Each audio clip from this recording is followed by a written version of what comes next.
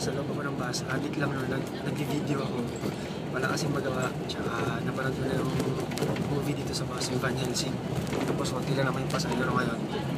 Papunta ako sa school, submission na ngayon ng final grades, pero kahapon ko pa nasubmit yung final grades para sa first trimester. Para sa mga estudyante na makakapanood dito, sa mga estudyante ko, at sino estudyante, tandaan nyo lang yung isang kasabihan na age doesn't define maturity. Tapos susunod doon sabi, grades doesn't define intelligence. So hindi kayang bigyan ng, hindi kayang i-define ng grades mo yung katalinuhan mo. Hindi masasabi na kung mababa ang grade mo, hindi ka matalino. Kapag mataas yung grade mo, matalino ka na.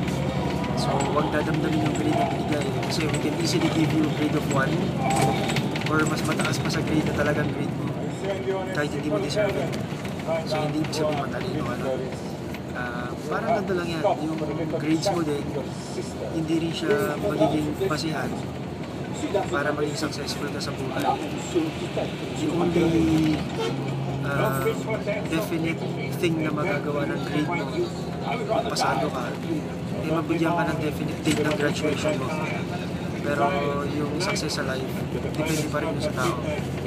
Kahit na graduate ka pa na valedictorian, salutatorian, cum laude, o meron kang matataas na grades, pumasa ka sa board, sa bar, hindi mo pa rin masisigurado yun. So yung grades hindi dapat dibdibin ng mga estudyante.